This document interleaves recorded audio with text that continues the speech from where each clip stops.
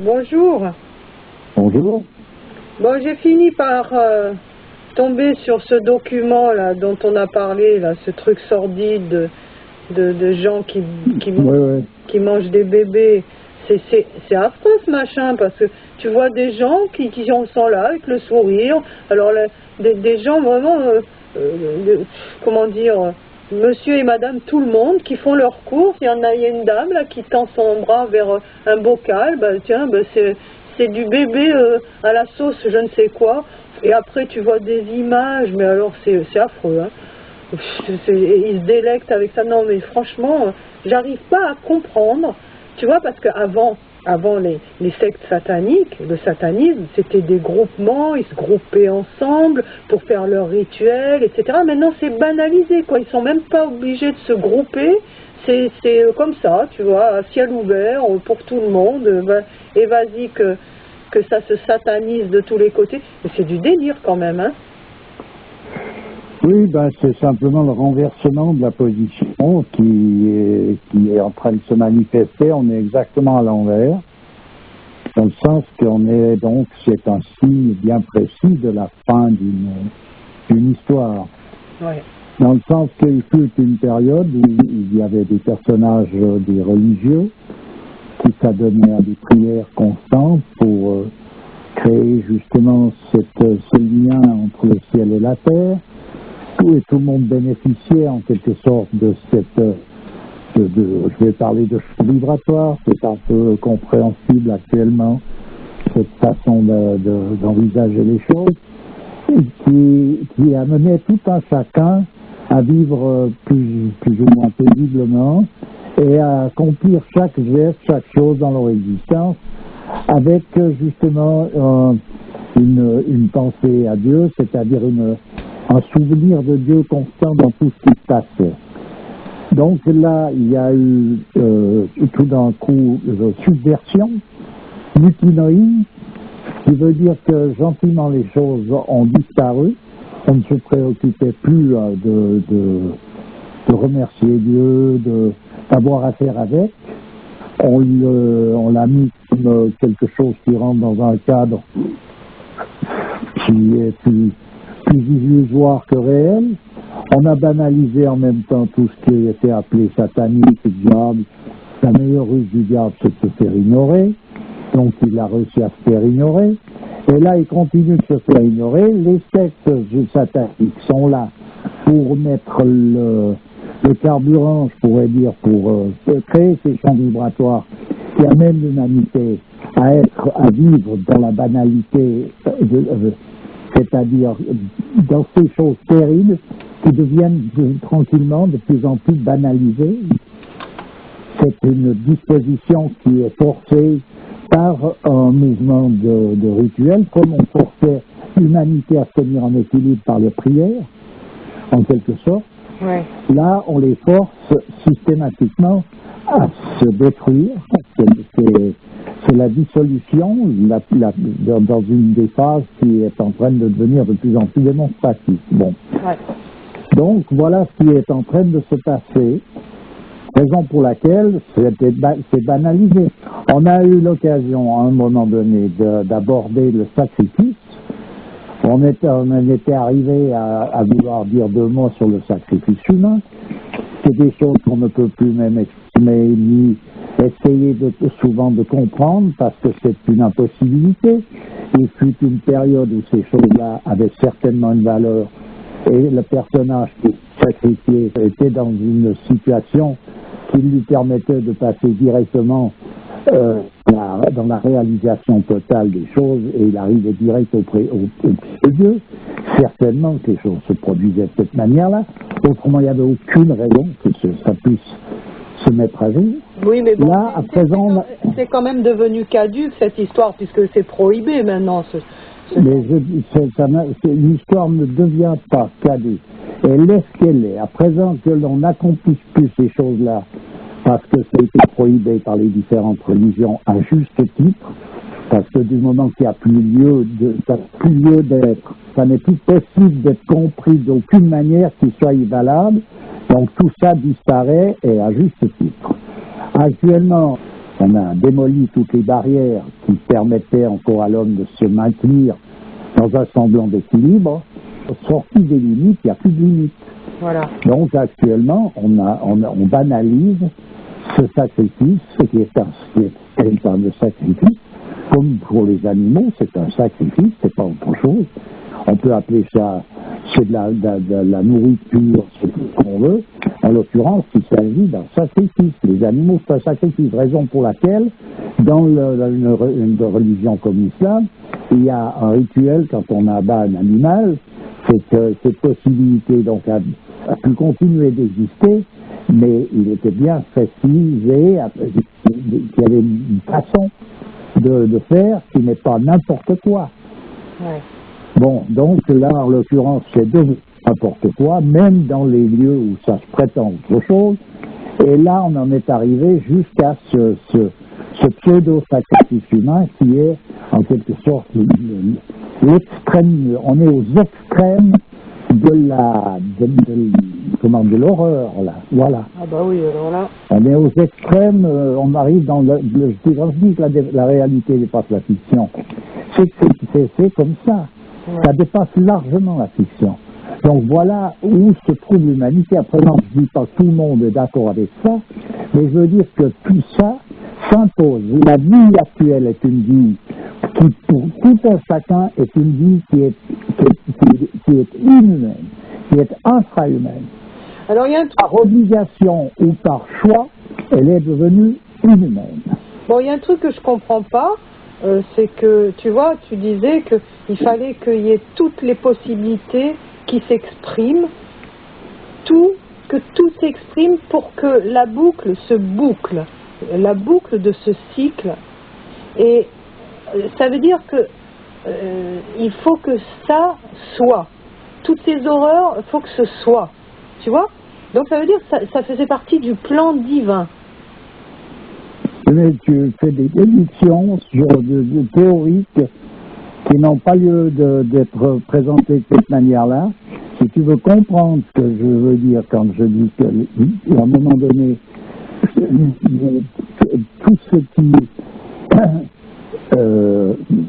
est en rapport avec l'existence doit se manifester à un moment donné, il faut faire la démarche qui permet de pénétrer ces sphères. Mais ça sert à rien de présenter les choses sur un plan qui n'a rien à voir avec ça. On dirait que tu présentes ça de façon comme si c'était quelque chose de rationnel. Non, moi je ne remets pas en question la volonté de Dieu, loin de là. Ce que je veux, c'est comprendre pourquoi il faut intégrer cet aspect qui est monstrueux dans ces possibilités d'expression. Ben, c'est ce que je dis, tu fais une démarche qui n'est pas la bonne. Ouais. Tout, voilà. Si tu veux comprendre, il y a une démarche qui permet de comprendre les choses. Et c'est en se posant les questions de cette façon-là. Après, si on se pose ces questions, on peut, mettons. Donc on va chercher la démarche qui nous permet d'approcher la vérité. Mais on ne va pas déduire par rapport à un raisonnement. Ouais. Parce que c'est exactement l'inverse du bon sens, de nouveau. Je comprends bien qu'en faisant la démarche dont tu parles, que tout cela apparaisse clairement comme une évidence. Que la réponse soit d'une évidence totale. Mais la démarche, elle n'est pas évidente à faire, là. Ah, mais c'est une autre affaire. Alors, on parle de la démarche, mais elle est proposée par les différentes religions et différentes traditions. Elle est proposée en clair et en net, il n'y a rien de caché. Hein. Ouais. Il suffit de vouloir suivre le mouvement, tout est exprimé, hein, tout y est. Donc, après, ce qui n'est pas évident, c'est qu'on vit dans une période trouble, terrible, qui fait que, comme je l'ai déjà dit à plusieurs reprises, le temps viendra où même les élus se mettront à douter, c'est pas pour rien. Ah oui, alors. On vit dans la calamité. Voilà. C'est clair. Mais enfin, les questions à se poser, je dis, Il faut se positionner et faire les démarches qui sont demandées par Dieu à travers les religions. Et ensuite, de ça, on verra bien s'il y a encore des questions à se poser à un moment donné ou pas. Ouais. Ça ne sert à rien de chercher à résoudre des problèmes qui ne peuvent pas être résolus par rapport à l'état dans lequel on se trouve, puisqu'il faut unifier l'état pour pouvoir le faire. Alors tu disais que de toute manière, même dans l'horreur, même dans la pire des horreurs, la grâce de Dieu s'exprime. Ah ben, de toute façon, la grâce de Dieu, elle est une déferlante continue. Elle n'est pas quelque chose de sporadique, c'est continu. Là, en l'occurrence, pour les bébés, ça veut dire quoi? Ben, ça veut en tout cas dire que de toute façon, ils ont largement payé leur entrée au paradis. Voilà. Ouais, voilà. Ah ouais, alors là... C'est pas ce que je pourrais dire, disons. C'est pas pour justifier le fait et puis trouver drôle. Non. Je veux dire que de toute manière, la grâce surpassera toute rigueur. C'est pas oublié, ça a été dit et exprimé dans les religions, dans les traditions. Donc c'est ça, il ne faut pas perdre la mémoire. Et c'est pas pour ça qu'il faut avoir le regret de ne pas avoir été le bébé qui aura été... Ça c'est un autre aspect, on parle d'autre chose, totalement. Ça n'a plus rien à voir. Celui qui a le regret, qu'il ait le regret. Hein. Non, mais ça peut expliquer aussi le regret que la plupart des gens, des musulmans actuels ont de ne pas être, tu vois, de mourir sacrifié dans un djihad, tu vois. C'est ce regret de absolument devoir mourir en héros pour Dieu, etc., tu vois. Oui, mais ce que je dis, les pensées, les élans de l'humanité actuelle sont déterminés toujours par les mêmes histoires, c'est-à-dire qu'on est mu par l'envers du décor, on est mu par les forces maléfiques. Donc on nous met, ça nous permet de penser quelque chose de glorieux à l'égard d'une attitude qui n'est pas nécessairement celle qu'il faudrait. D'ailleurs, il n'a jamais été réclamé dans aucune tradition, aucune religion, à des personnages qui ne sont pas des guerriers d'aller se battre. Et s'ils vont se battre, ils vont toujours se battre contre d'autres guerriers. Donc c'est pas tout le monde qui est guerrier. Et puis c'est tout. Ça n'a jamais eu lieu que actuellement où tout enfant n'est soldat dans nos campagnes, comme il est chanté dans certains coins. Mais c'est pas vrai que tout enfant n'est soldat. Tout le monde n'est pas soldat. Ou bien on peut être soldat, mais on n'est pas guerrier. Tout le monde n'est pas guerrier. Et les guerres se faisaient entre guerriers. Ouais. Et celui qui n'était pas guerrier n'avait rien à voir sur ce champ de bataille. Voilà, il n'était pas obligé d'y aller. Et il n'y avait rien qui lui obligeait. Absolument pas, en aucun cas. Ouais. Voilà, même pendant les croisades, il y a eu des personnages qui étaient des constructeurs. Ils se sont retrouvés en face de ce qui pouvait être prétendument l'ennemi par rapport à eux. Ils n'ont pas eu leur tête qui est tombée. Hein. La tête est restée sur leurs épaules. C'était pas des guerriers. Un guerrier, c'est un personnage qui a avant tout de la noblesse. Il va pas s'amuser à massacrer des personnages qui ne sont pas de la même force que lui et de la même nature que lui. Ça n'a aucun sens. Oui. C'est de la pourriture. Oui. On parle plus de guerrier et de noblesse, on parle de pourriture. Oui. Il ne faut pas avoir des velléités particulières pour se retrouver dans des positions si ça n'a pas lieu d'être, quoi. Je ne sais pas ce qu'il ne faut pas. Ce que je sais, c'est qu'à un moment donné, un guerrier, c'est un guerrier. S'il veut se battre, il va se battre contre un autre guerrier. Ou bien c'est un personnage, un névrosé, qui s'est fait enfumer par un courant de pensée et puis qui veut absolument aller participer à une boucherie ou à une saleté. Et en l'embellissant parce qu'il va défendre une bonne cause prétendument.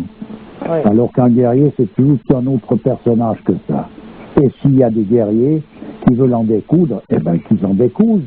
De toute façon, c'est comme empêcher un guerrier de faire la guerre, c'est comme empêcher un musicien de jouer dans son instrument. Voilà.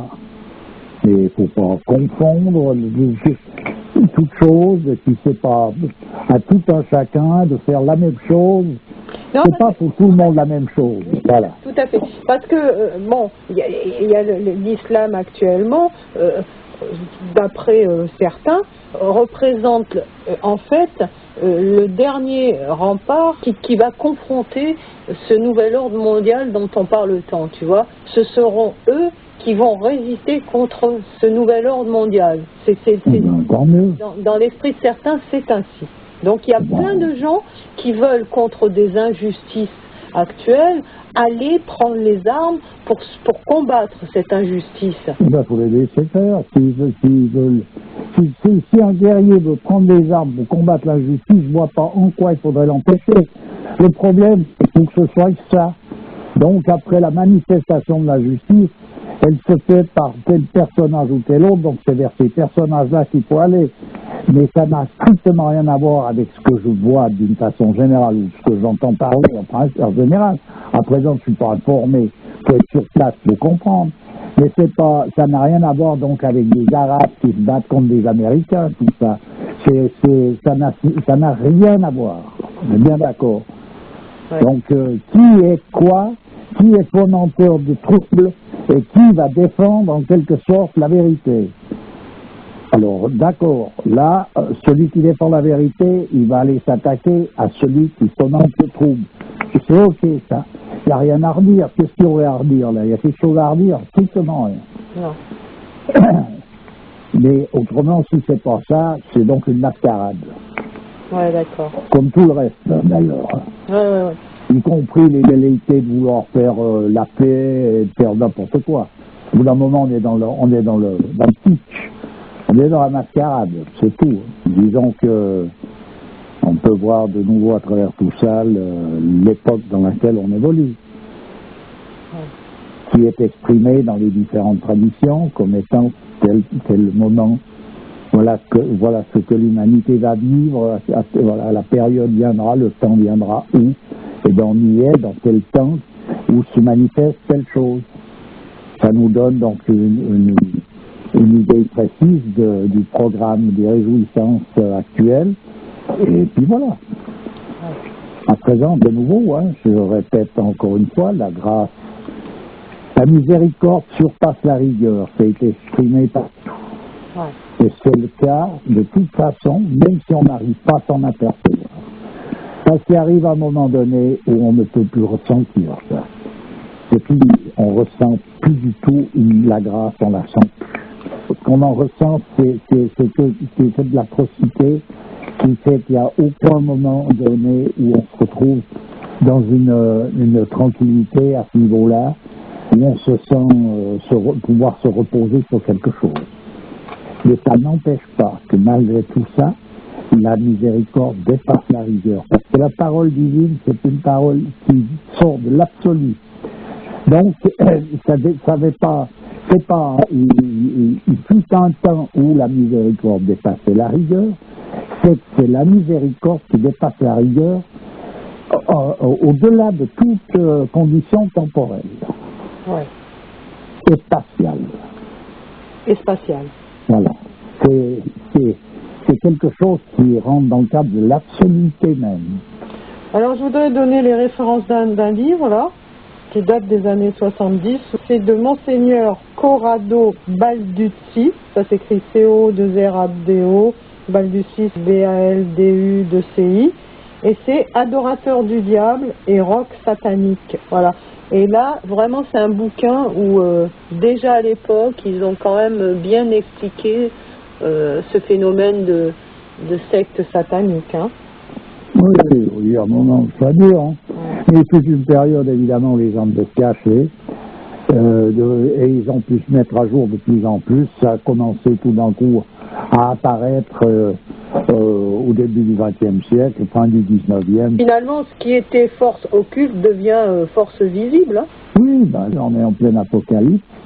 Donc l'apocalypse, c'est le temps de la mise à jour. Toutes ces choses-là apparaissent au grand jour. Ok, je te remercie, à bientôt. C'est toujours avec plaisir, à bientôt. Allez, au revoir. Au revoir.